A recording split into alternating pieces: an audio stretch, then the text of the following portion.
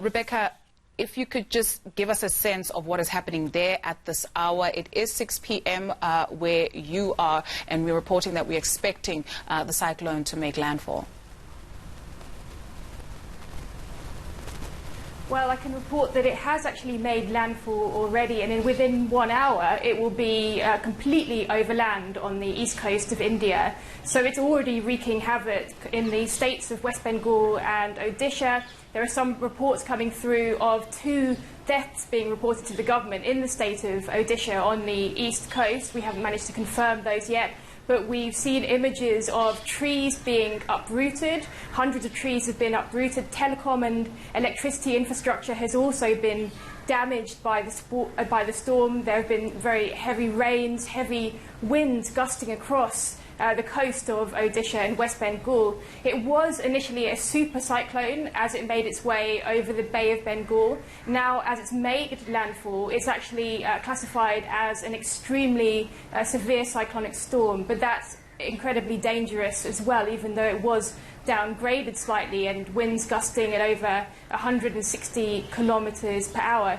Now, the real problem here is that it comes alongside the coronavirus pandemic. So disaster response forces are having to deal with these dual challenges. But the big worry for a state like Odisha, which is a relatively poor state in India, is the fact that in 1999 it saw a super cyclone which killed more than 10,000 people. And at this point in time, the damage that this kind of storm can do in the country is very worrying. But authorities have been very prepared in this case, and they did manage to evacuate hundreds of thousands of people from along the Indian coastline.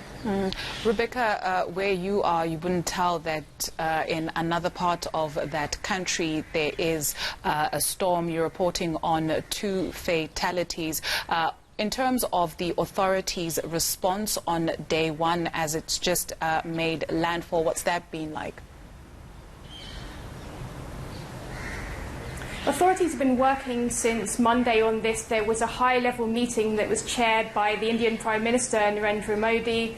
Over the past couple of days, they have been evacuating people en masse. They've managed to move hundreds of thousands of people away from the coastline areas.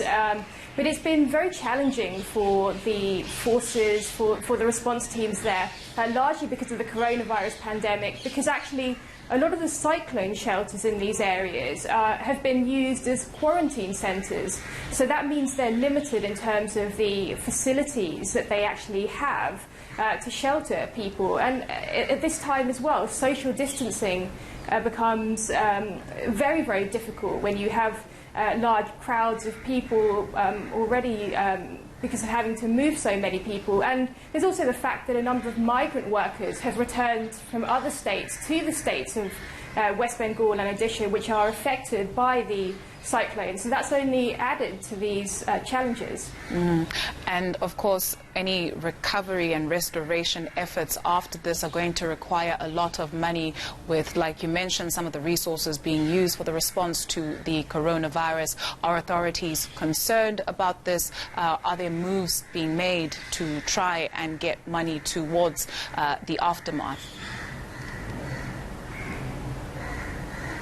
This is a big worry at the moment because of the coronavirus pandemic being a huge cost to the economy across India and to these states, which have been under a nationwide lockdown, which means that economic activity has essentially come to a standstill. So there hasn't been a flow of money. And also the central government has been having to use funds to spend on helping the economy and helping the situation when it comes to easing the effects of the coronavirus pandemic. And of course, a lot of money needs to be spent on healthcare, on helping poor people who have been in need of support, and getting credit to small businesses and so on, which are struggling.